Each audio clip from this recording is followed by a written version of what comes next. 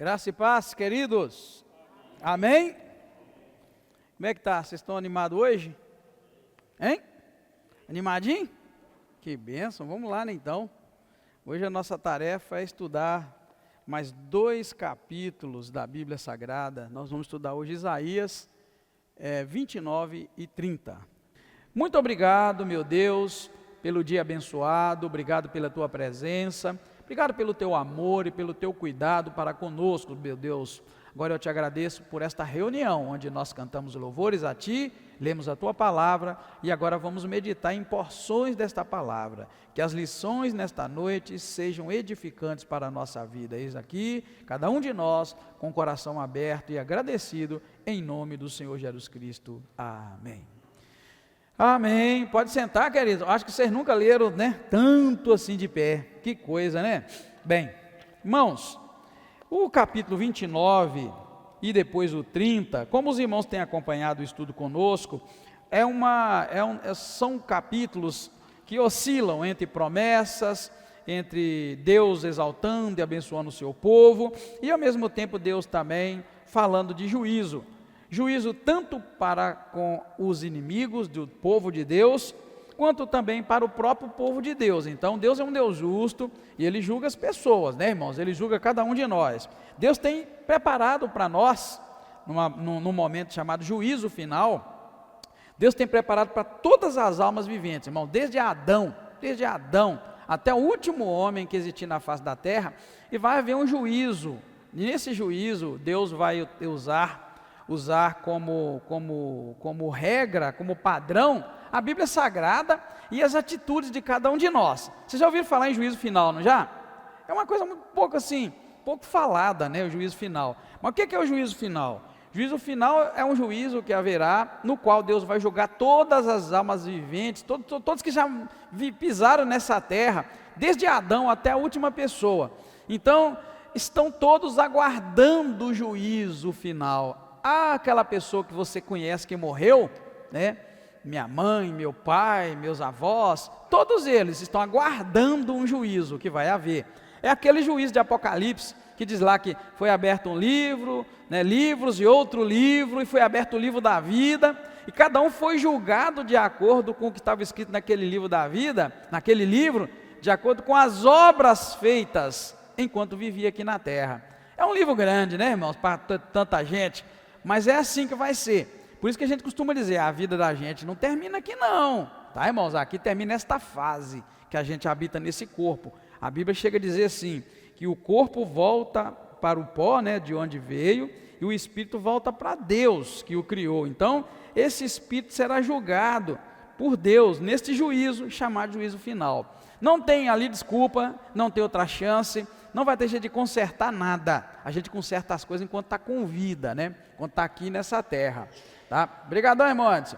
Então a gente precisa de entender que o livro de Isaías é um dos livros mais maravilhosos que existe, porque mostra um Deus que abraça, um Deus que dá vitória, um Deus que dá bens, mas um Deus que julga. Aqui, e o tempo todo nos capítulos, nos capítulos que a gente estuda, Deus, ao mesmo tempo que fala desta libertação, Ele fala de juízo e fala de condenação. É incrível, ao mesmo tempo que Ele está dizendo bem de uma nação, Ele está falando que vai punir aquela nação. E eu estou levando vocês para essa questão do juízo final, porque é uma coisa que a gente precisa saber, tá? Então assim, dá até pena pensar nisso, mas todas as pessoas que morrem, na hora que elas morrem, encerra a chance delas de mudar a sentença dela no juízo final. Enquanto desde que você nasce até o tempo que você morre, você tem chance de ir para o céu, mas também você tem chance de ir para o inferno. Se você não mudar de vida e partir para Jesus e para a vida com o Senhor, o juízo final vai te condenar, né? Por que eu estou te falando isso? Porque o livro de Isaías traz isso para nós. E essa semana, por 2 vezes, eu pude meditar nisto. Uma pessoa me pediu para responder umas 11 perguntas sobre o juízo final para ela, uma pessoa da igreja, trabalho da escola, pastor que tinha que responder. Eu falei, manda para mim, e aí eu vou responder. E aí me fez pensar, né, no juízo final. Quando a gente morrer, tem gente que pensa que morre, acaba, né? Não é assim? Morreu, enterrou, acabou. Ô menina, aí que você pensa, aí o bicho pega, né? Aí uma outra pessoa me mandou também um vídeo falando de alguém que visitou o inferno e tal, e também visitou o céu. E aí eu juntei as duas coisas e falei juízo final, né? Então a gente precisa, irmãos, entender que o livro de Isaías é um bom exemplo do modo de Deus trabalhar. Ele te elogia aqui agora, mas fala, eu vou te punir pelos seus pecados. É assim, o tempo todo. Não é só com você não, tá, irmão? Comigo, com todo mundo. Virei para você porque está mais perto aqui, né? Mas é o tempo todo Deus falando, Edgar, você está, parabéns, você está me buscando, mas eu vou te punir pelos teus pecados. Esse é Deus, o Deus real, o Deus da Bíblia. Então por isso que a gente vê isso aqui, e às vezes não entende, né?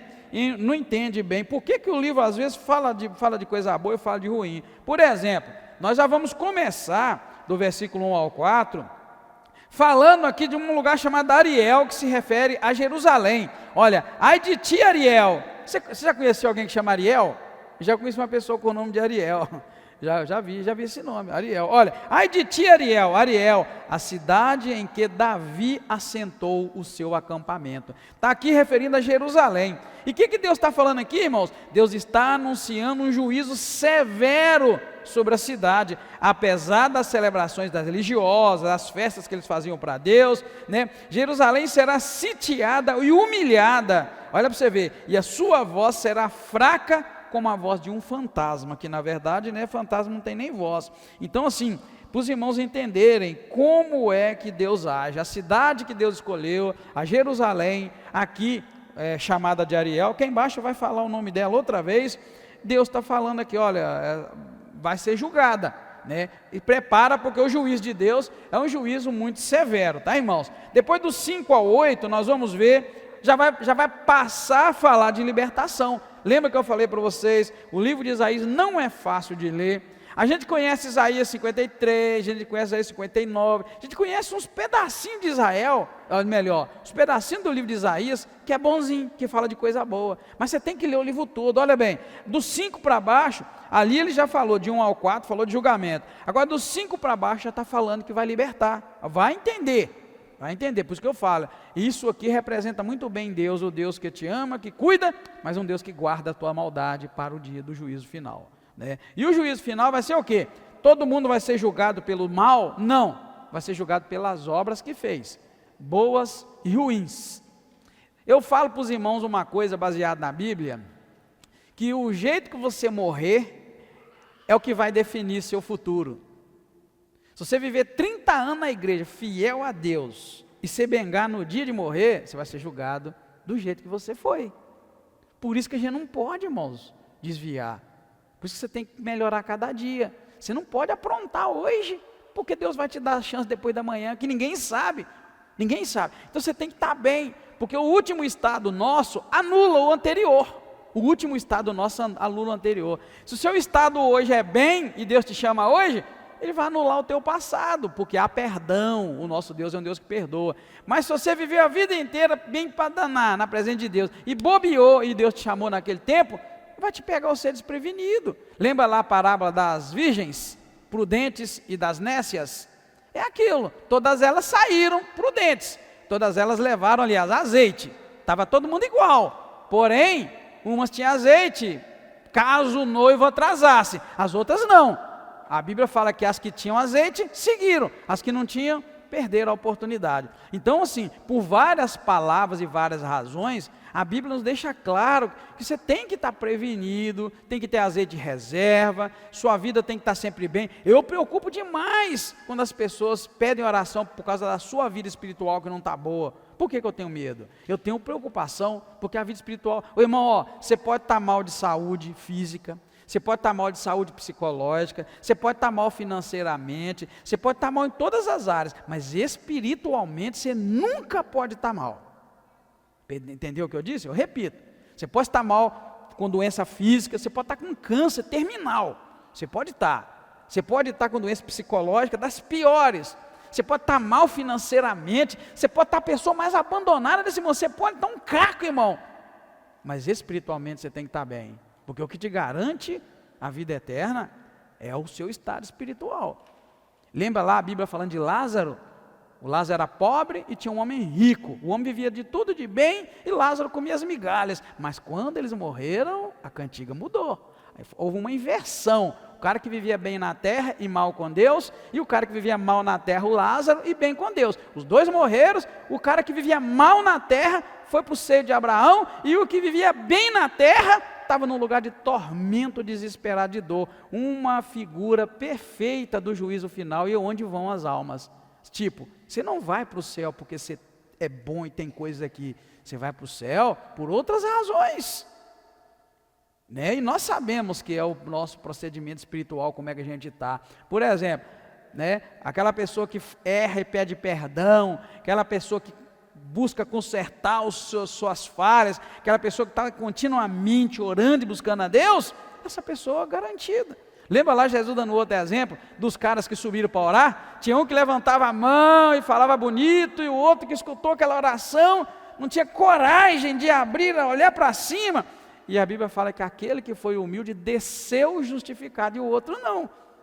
Então, só para lembrar aos irmãos, como é que essa questão é muito séria, irmãos, da gente entender, né, que Deus, esse Deus ao mesmo tempo fala de julgamento, fala de bênção, né, de libertação, depois volta a falar de julgamento. Isso é para a gente entender que Deus o tempo todo está nos julgando, nos libertando, me punindo e me dando atenção, carinho.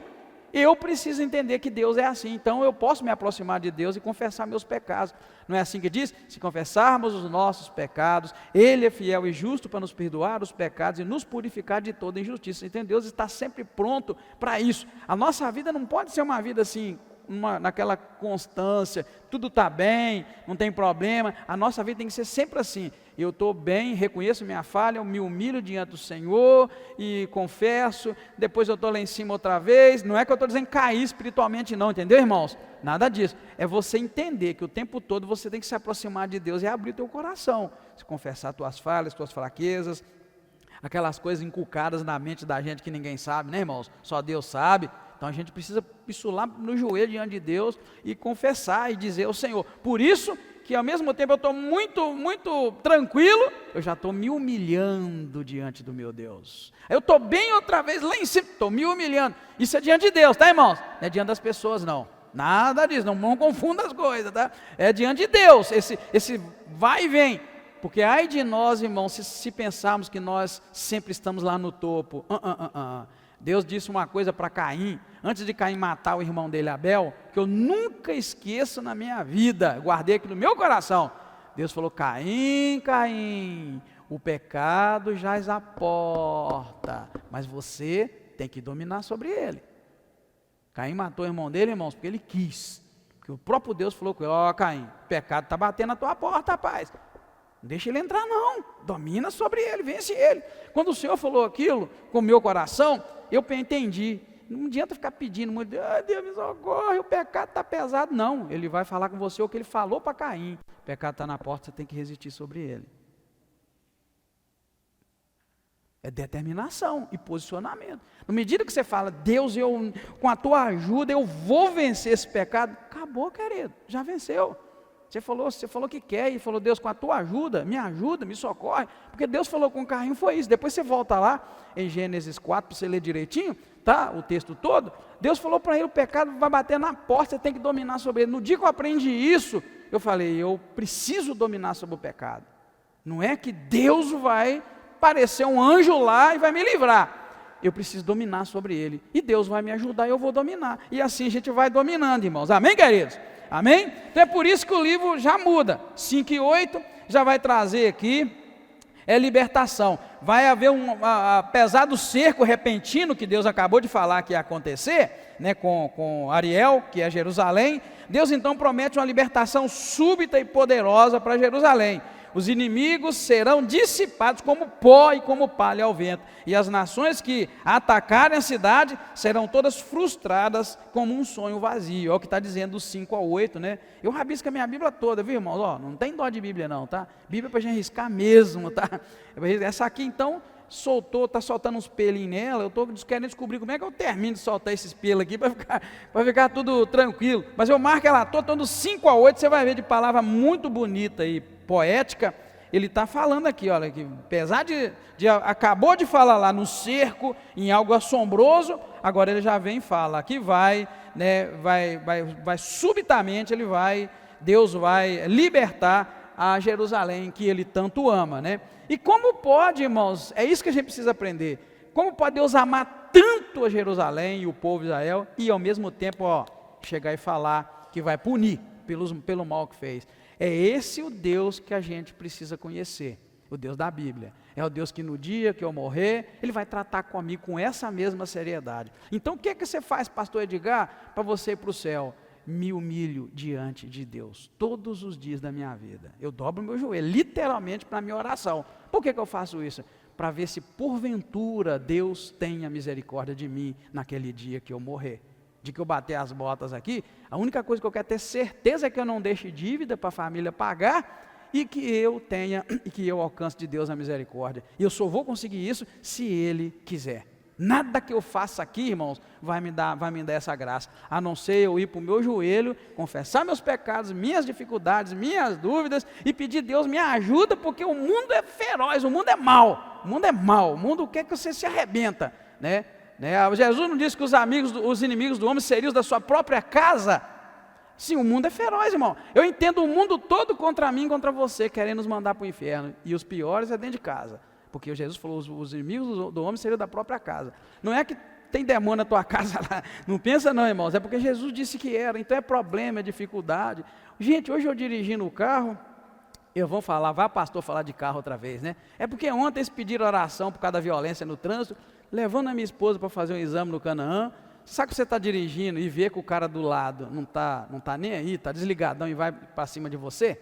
O cara fez isso, eu estava na faixa assim, lá na avenida do Canaã, estava indo, o cara veio para cima de mim, aí eu buzinei e reduzi, né, para não bater. O cara virou para mim e gritou, passa por cima!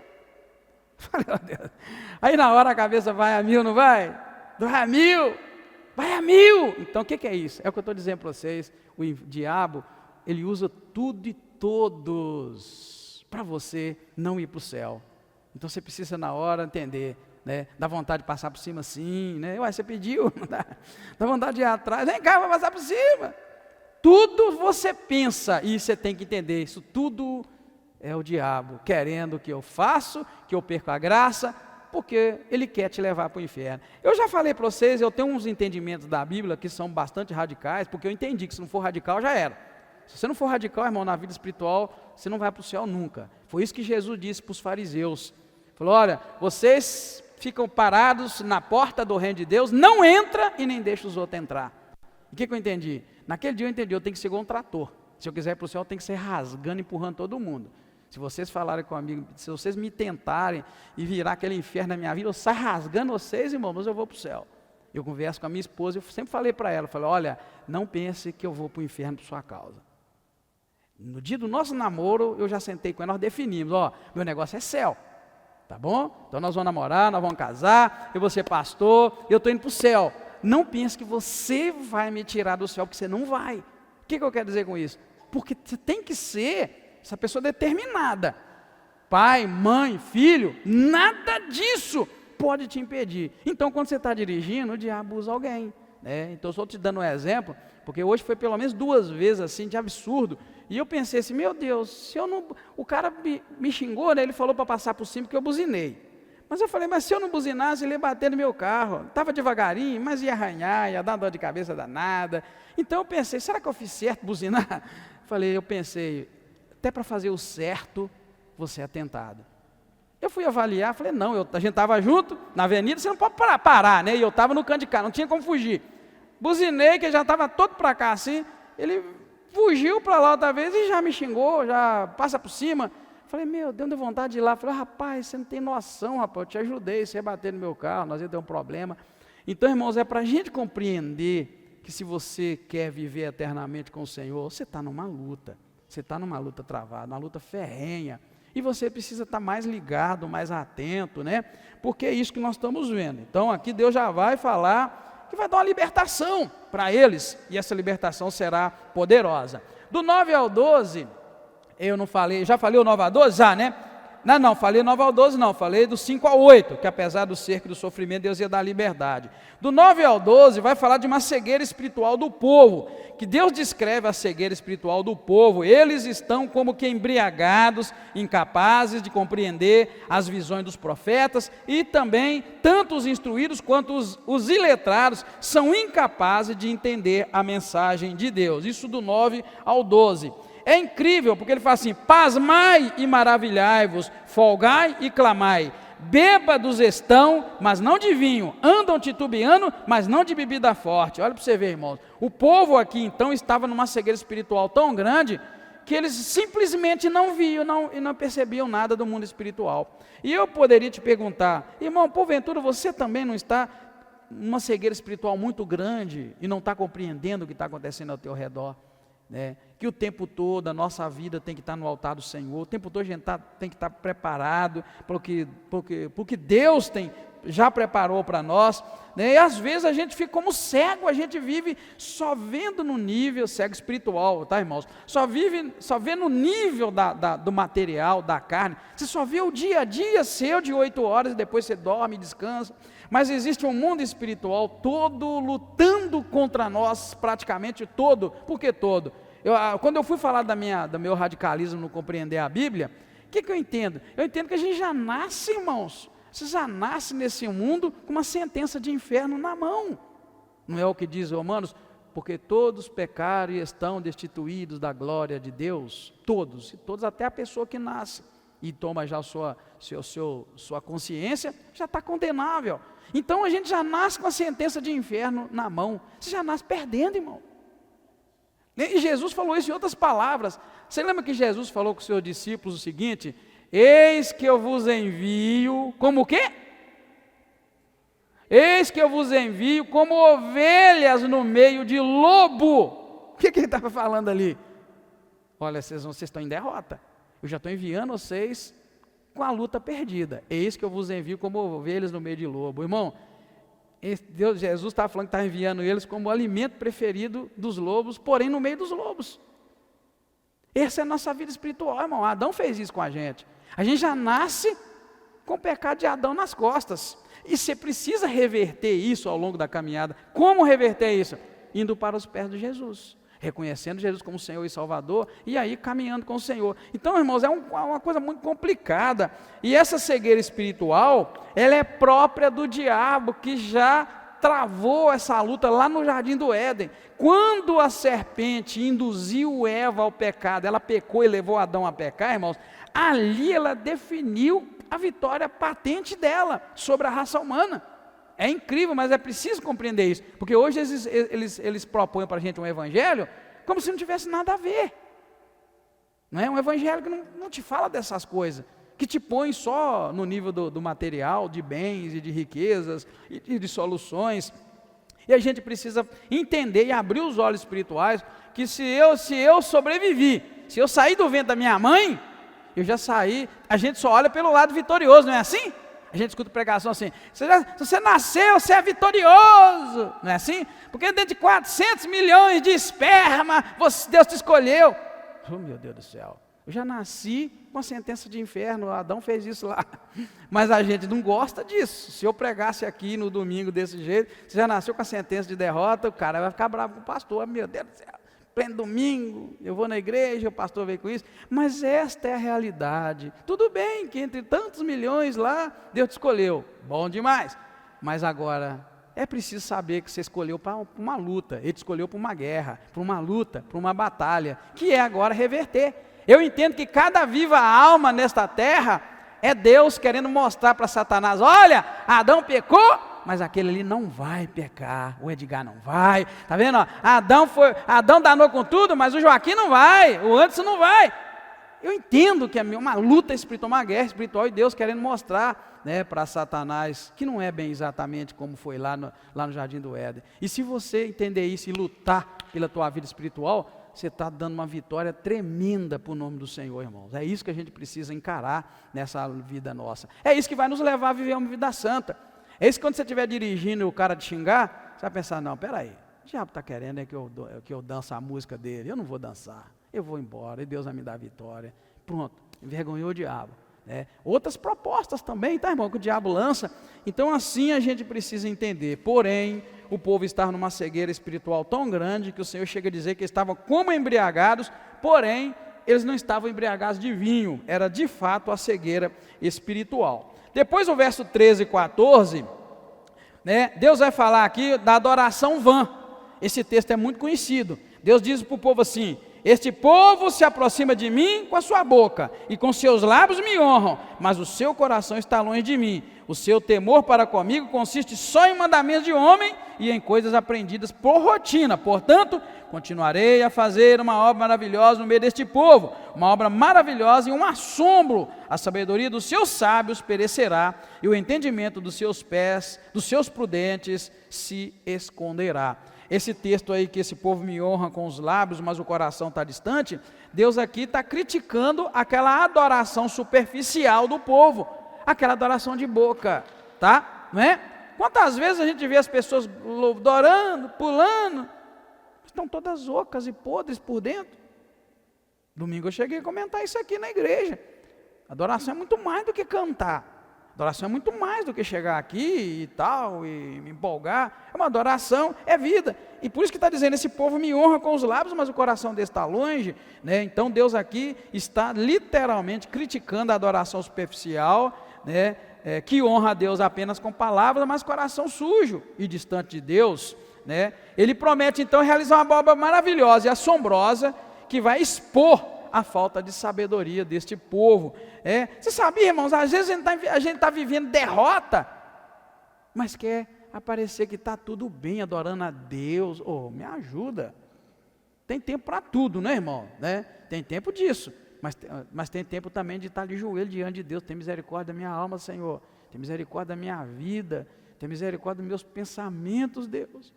Tenha misericórdia, Senhor. Olha o que está passando na minha cabeça. Irmão, é assim que a vida tem que ser.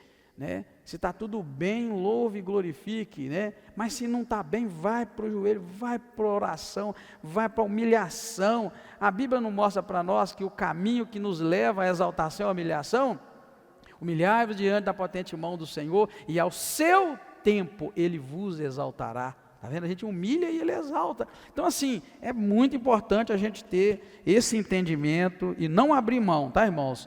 De que a adoração vã de nada aproveita e ela não agrada a Deus em absolutamente nada. Aí logo no 15:16, Deus vai falar dos perigos da inversão da ordem das coisas, da ordem da divina, a ordem que Deus pôs. E eu quero ler o 15:16 para você entender. Ele fala assim, olha: ai dos que profundamente escondem do Senhor o seu propósito. Olha bem, ai das pessoas que profundamente escondem o seu verdadeiro propósito de Deus.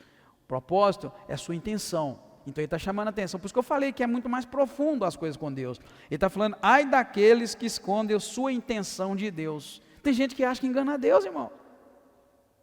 Tem gente que acha que engana a Deus. É isso que ele está falando, por isso que o título aqui é os perigos da inversão da ordem das coisas. Ele fala assim, ai daqueles que profundamente escondem do Senhor o seu propósito. Olha bem, que fazem das obras as escuras, aliás, que fazem as suas obras as escuras ou escondidas, e ainda pensam, quem me vê?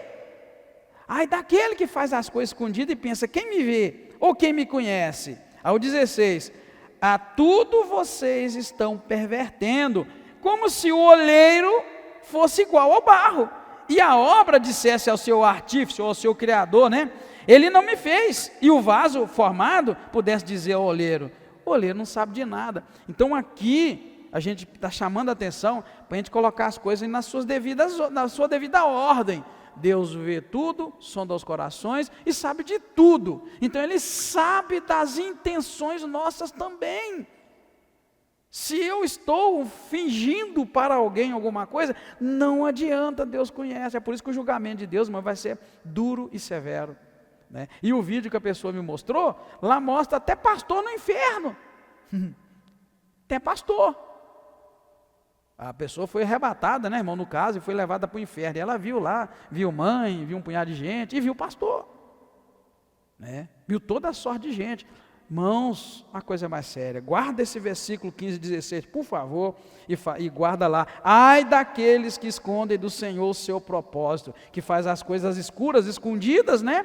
E acha que está tudo bem. Não está, irmão. Deus está vendo tudo. E Ele está anotando essas coisas para o juízo final. A coisa incrível e dolorosa é essa, né? Então aqui Deus condena os que tentam esconder os seus planos de Deus.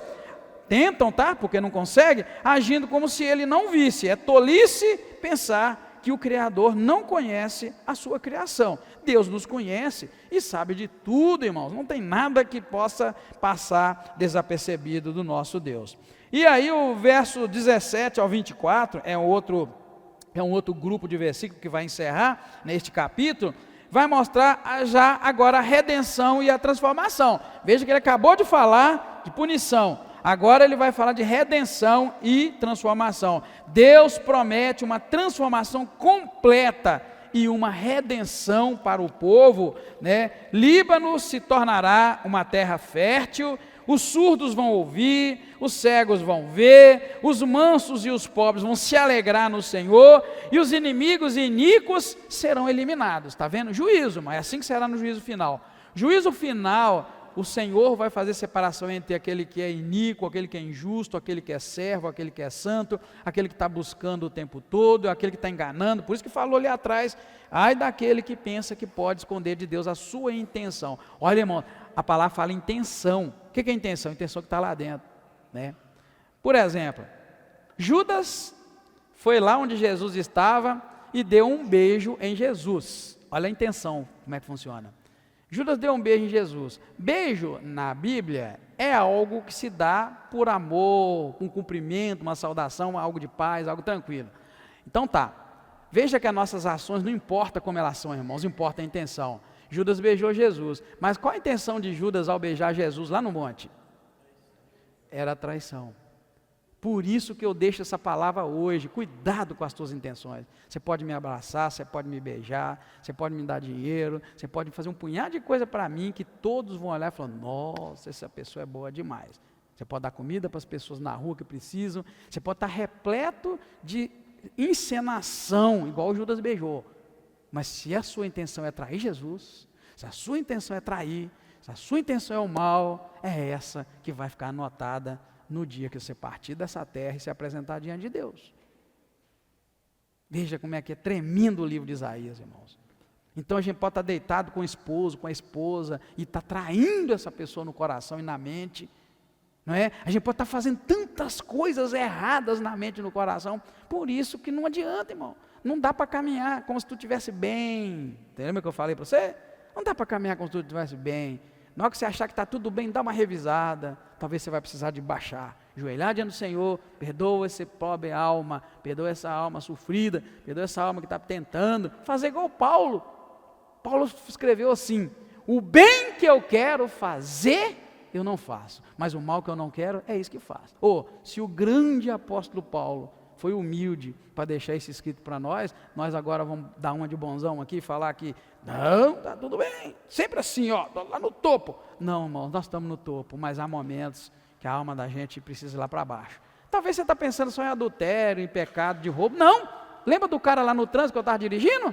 Eu estava dirigindo, que o cara veio para cima de mim, que eu buzinei, reduzi, ele virou, tinha uma senhora do lado dele, parece que até a mãe dele, ele virou, passa por cima. Rapaz, aquela foi a minha hora de ajoelhar. Eu não podia parar o carro e nem ajoelhar, mas a minha mente voou e eu clamei o sangue de Jesus e segui devagarinho, minha esposa do lado, lá na frente, aí eu abri o coração para ela. Se soubesse o sufoco que me deu ali, porque eu pensei nisso, naquilo, e ela, ainda bem, né, Edgar, que nós somos servos de Deus, né? Falei, exatamente que a gente é servo de Deus. Tá vendo, querido? Você pode ter esses momentos ali de rebeldia, de, sei lá, vai, deixa o Espírito Santo de Deus falar com você. Eu estou dando meus exemplos aqui para te ajudar. Mas você tem os seus momentos que você tem que estar lá para baixo mesmo. Tem que ser humilde. Se não for humilde, irmão, faz uma besteira. Barnabé ensinava para nós aqui, né? Tem momento na vida que a gente tem que contar de 1 a 10. Senão a gente faz besteira. Você conta 1, 2, 3. Aí você esfria a mente, o coração, o Espírito Santo de Deus age. Deus envia os anjos dele para te ajudar, põe impedimento e você não faz besteira. Porque se for olhar, sim, É aquela sentença que eu te falei de derrota que Adão entregou para a mão de cada um de nós. Adão já te dá uma sentença assim, ó, se você nascer, você vai ter que lutar, porque vai como ovelha no meio de lobo. O diabo vai fazer de tudo para te derrotar, e você vai ter que vencer. É o que Deus falou com Caim, o pecado está na porta, você vai ter que bater, você vai ter que vencer. É isso, irmãos, é isso a estratégia de Satanás, tá?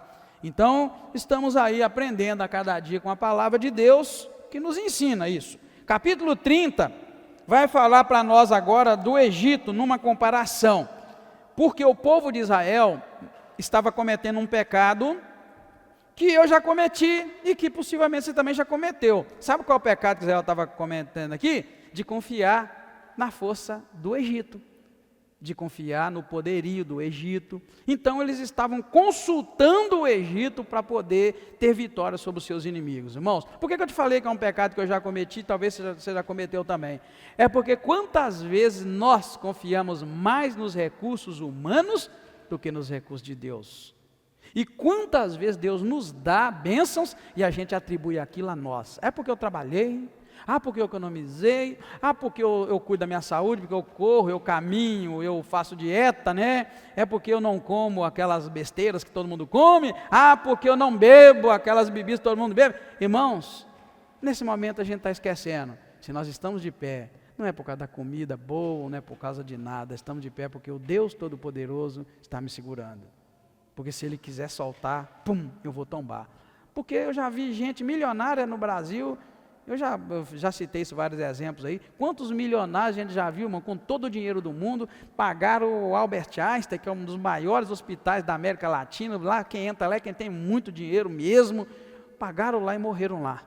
E quantos aqui no SUS fez uma cirurgia lá e sobreviveu e está vivendo até hoje? Isso mostra, queridos, que às vezes a gente comete esse mesmo pecado, de confiar que nós estamos de pé, que nós estamos assim, porque a gente correu atrás, a gente é tentado. Desde que você já nasce, a gente já é tentado a pensar assim, porque os pais começam a ensinar a gente, né, a crescer, a ficar independente, enfim, e a gente faz bem quando ensina isso aos filhos. Só que a gente precisa, ao mesmo tempo, criar em nós, cultivar em nós o reconhecimento que tudo isso vem de Deus. Amém, queridos? Então, essa primeira parte aí, do versículo 1 ao 7, Deus vai condenar eles porque estavam buscando aliança com o Egito, ignorando o conselho de Deus, estavam confiando no resultado do Egito. E Deus mostra para eles que, olha, vai ser vergonhoso, vai ser confusão, essa aliança é inútil, não vai resolver o problema de vocês. Então a gente aplica, né, na nossa vida para tomar o cuidado necessário. Versículo 8 ao 14... agora já vai falar da rebeldia do povo e uma destruição iminente. Deus fala aí que ia acontecer essa rebeldia, e então ia vir uma destruição sobre o povo. O povo de Israel aqui é descrito como rebelde e mentiroso, tá, irmãos? Não está falando de uma pessoa específica não, tá? Capítulo 30, do verso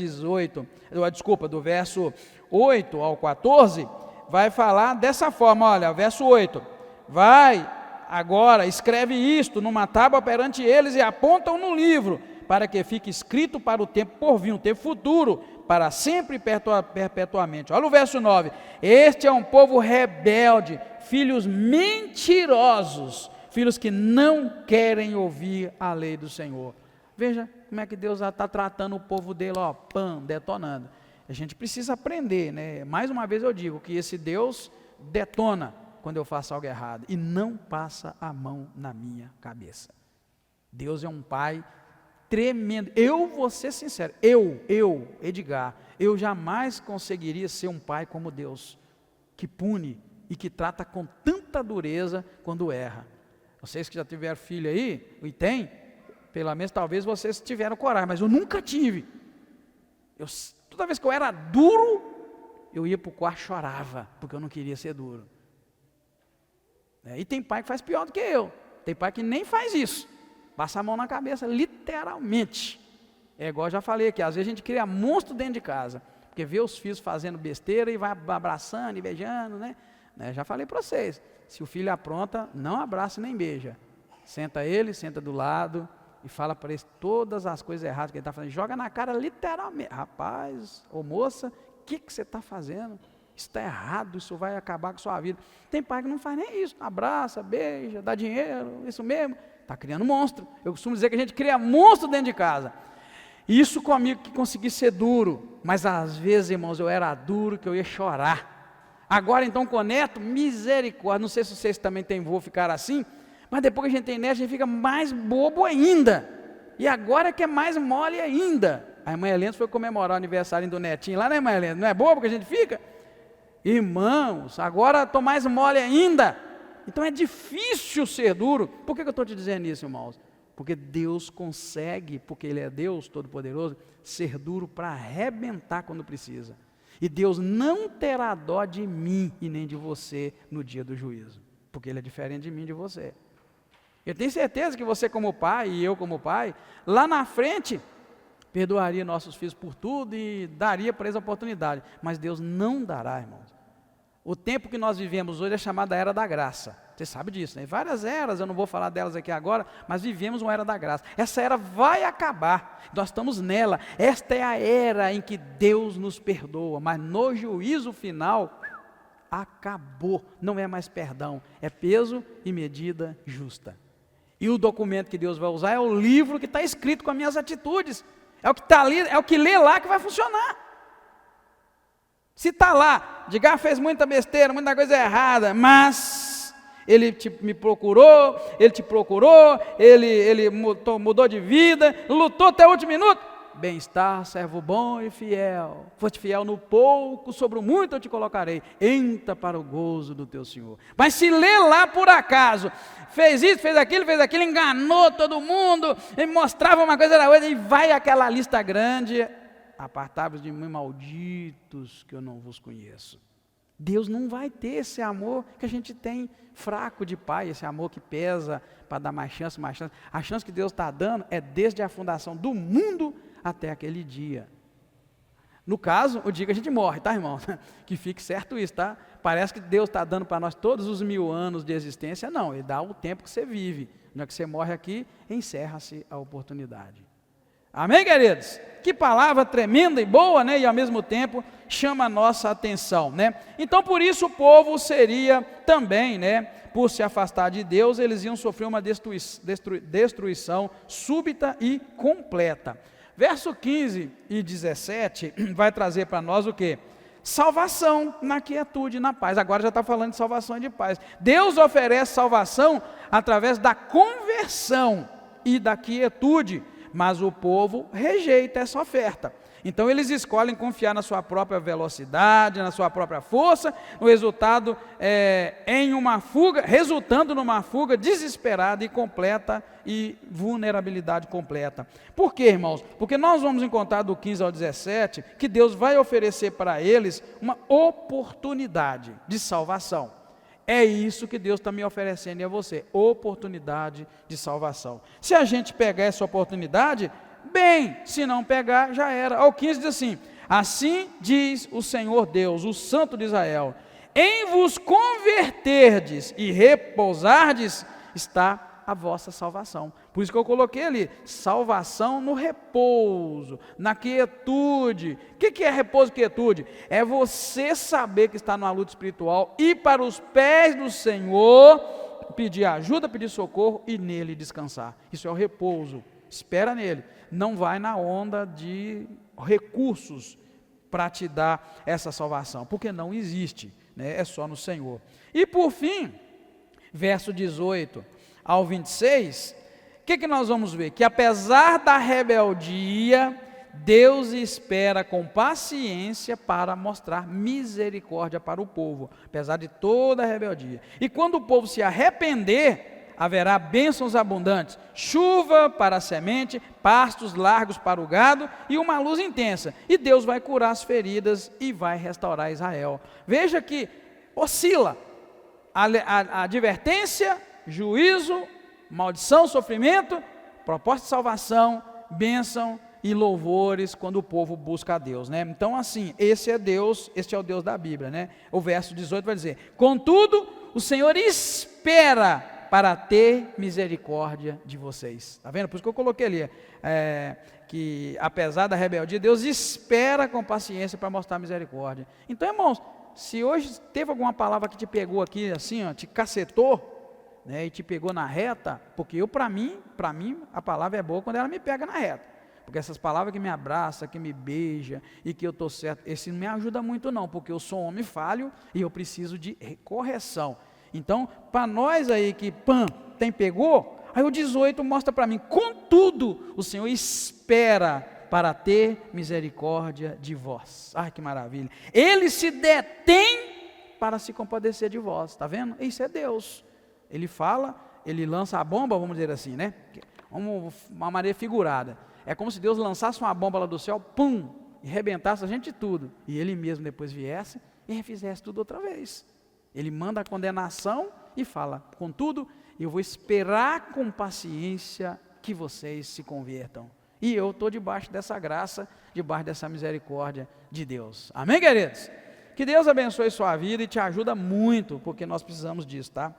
Concluindo, o capítulo 29 e 30 de Isaías, esses dois capítulos, revelam tanto o julgamento quanto a misericórdia de Deus, enfatizando a necessidade de a gente ouvir e seguir as instruções de Deus para alcançar a verdadeira segurança e prosperidade.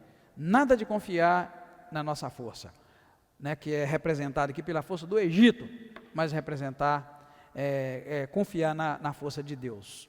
Isso aplicando na vida de pecado, que é o pior inimigo nosso, tá, irmãos? Nosso pior inimigo é o pecado. Se não fosse o pecado de Adão, eu não teria problema com o pecado hoje não, nem você, mas o pecado de Adão veio até nós, então nosso inimigo é o pecado.